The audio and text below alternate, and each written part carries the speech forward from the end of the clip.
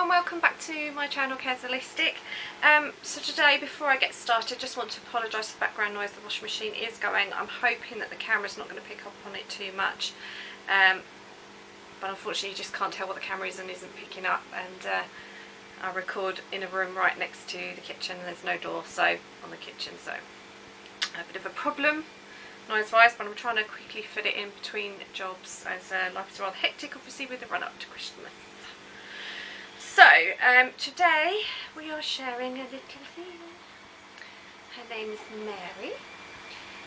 I'm told she's a virgin and that she's had an angel come down and told her that she's going to give birth to the Saviour. Yes.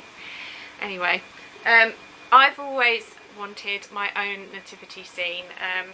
Unfortunately, the ones, you know, the really lovely ones that you see around, they're so expensive in the UK and I've just never been able to afford one. So I've decided to improvise and make my own. No, this is not my pattern before you get excited. Not that clever yet. So the pattern well, I haven't finished yet, so I've only made Mary. So this will be part of a basically nativity series. I just thought it would be a bit of fun on the run up to Christmas to have something a little bit Christmas themed in between all the other normal stuff that we do. So this is a paid for pattern. It is by Gourmet Crochet, or that's the company I think that she's called it. It's Origami Nativity and it's by Caroline Christmas.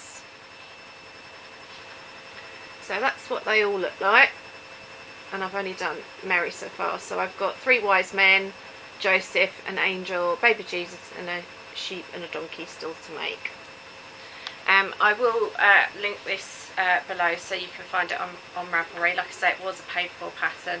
I actually bought this time last year and then just didn't get time on the run up to Christmas last year to do it.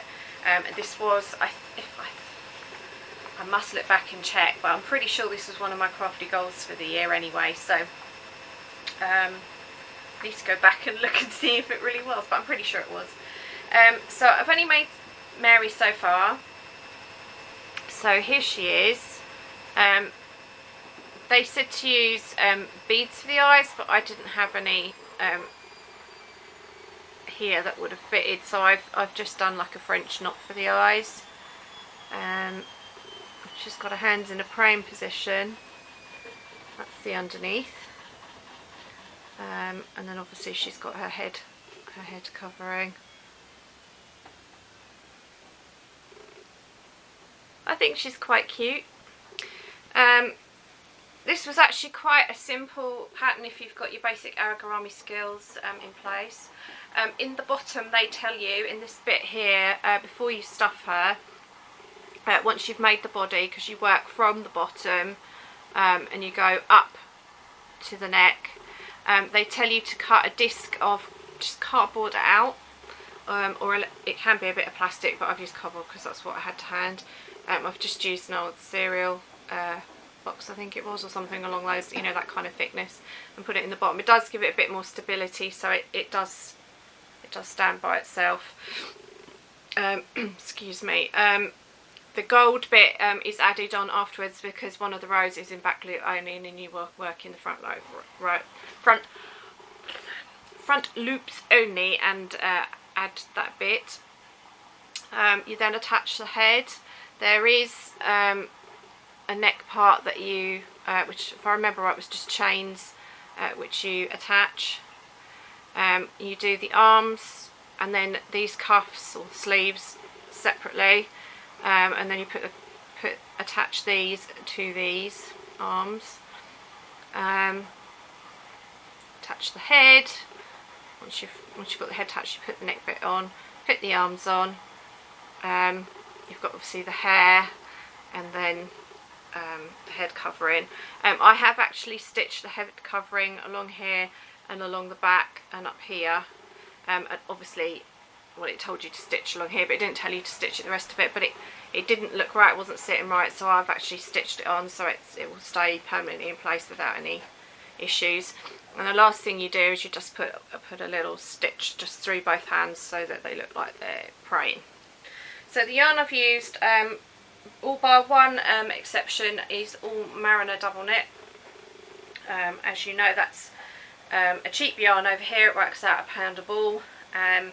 So it was just a cheap way for me to get my nativity scene sorted out. So the only yarn that isn't Mariner was a Stylecraft double knit, which is the gold bit around the bottom here. There's a little bit on the arm there, and then on the neck there. So it's only just very small amounts. The colour I've used is shade 1081 Saffron.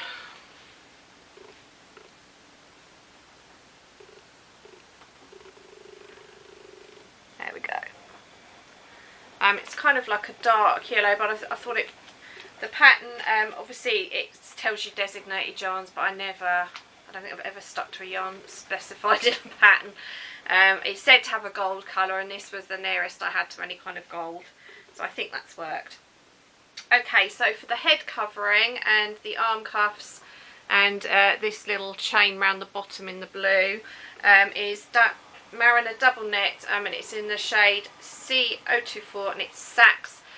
This code would be one of the older ones because the ball labels are the old style of labels, which I much preferred because they were a lot easier to read than the new ones are.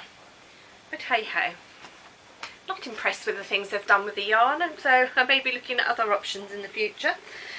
So the hair, like a little diddy yarn cake, which is leftovers from another project, is, again, it's an older shade, C040 chocolate. I would imagine they probably still do this. That's I wish this focused quicker. There we go. It literally is the colour of chocolate. So that was for the hairline there. The mouth, the pink bit on the cuffs, and obviously the main body colour. Again, it's Mariner double knit. This is on the newer labels, so this is a newer shade, and it is 052, and it's called Fondant. It's quite a dark pink. It's coming up pretty true to colour on the camera. It's just very slightly darker than it appears on there, but it's not far off what the camera's showing it. I've got a bit of yarn vomit going on in my other yarn cake where I've used it. So this again is an older shade, C045 black. Again, it's the Mariner double knit. Are you going to focus? There we go. Obviously I've used that for the eyes, little French knots, and then that just leaves the colour of the face and the hands. Again, this was on one of the older labels, so I don't know if they still do this, but I thought this was a really clever colour. I've only ever managed to get one ball of this, but again, it's a Mariner double knit, and the shade doesn't have a code. It is literally just called Flesh, but it's on one of the older labels, so I don't know if they still do this. Oh. There we go.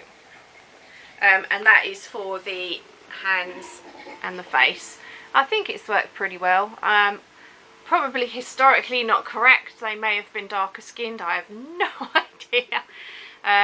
But you know, you go with what you got, don't you? So I have started working on Joseph, but you're not having a sneak peek of him until he's done. I've only got a little bit more to do, so that will probably be in the next video at some point. I have made the I'm trying to do this without making it look rude. Yeah, they're just round balls, heads, whatever you want to call them. So there was one for Joseph, obviously he's in use at the minute. There'll be 3 wise men and an angel, so that's what the heads look like before they're in use. So I did the heads as a job lot because they were all exactly the same, so it was just easier to do it that way. And that's it. I hope you enjoyed this. This will be part, like I say, of a sort of Christmas themed series that I've got coming up, and because obviously I need to go into the colours of each character, so you know, in case you want to make it identical. You may not, I don't know, but I just thought it would be a bit of fun on the run up to Christmas to have something that actually is about the real meaning of Christmas and the story where it all started. So I hope you enjoyed it, and I hope you'll enjoy Joseph, the 3 wise men, and obviously baby Jesus, and so on. So I'll feature probably one in each video. 3 wise men may go together, I'm not too sure. Depends on how different their colours are. I haven't really looked into it yet. So so that's it. And just the washing machine's about to go on spin, so I really do need to go, otherwise she won't be able to hear me. So thanks for watching. I hope you're all well. And from me and Mary, I just want to say, stay well, happy crafting, and remember to stay true to yourself. Bye!